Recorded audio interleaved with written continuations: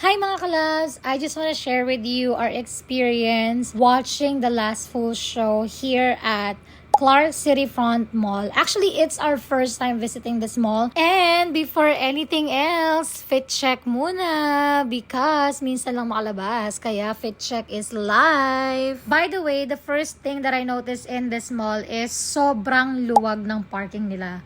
When I say sobrang luwag, it's like an abandoned mall.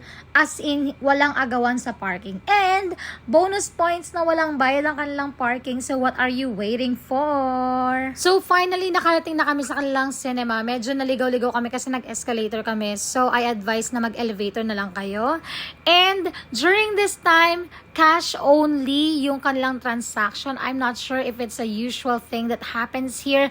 Pero just in case, be prepared and bring some cash with you. Kasi in my case, I always just do transactions online and through my card.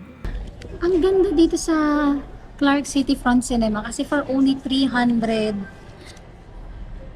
pesos, I think. Meron ka ng kasamang popcorn. Wow! Diba? You heard it right mga kalabs. For only 320 pesos, meron na rin kasamang popcorn ang inyong mga movie tickets. So, nag-proceed na kami sa snack bar para i-claim ang aming popcorn. At syempre, para bumili na rin ng aming mga drinks. Ayaw talaga magpaawat ng tita mong feeling Gen Z.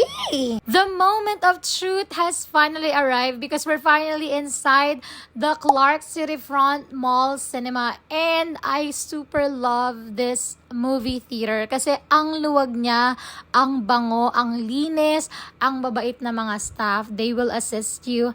And it's like we rented the whole place to ourselves. Ang bongga. Kaya naman, if you are from Pampanga, make sure to visit this place for your next movie date with your loved ones or family. So we just finished watching Deadpool and Wolverine. Don't miss it.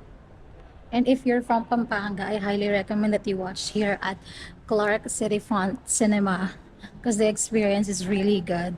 The cinema is really new, ang daming parking, and for only 320 pesos, I think, per ticket, you already get your popcorn. So, see you on my next movie vlog.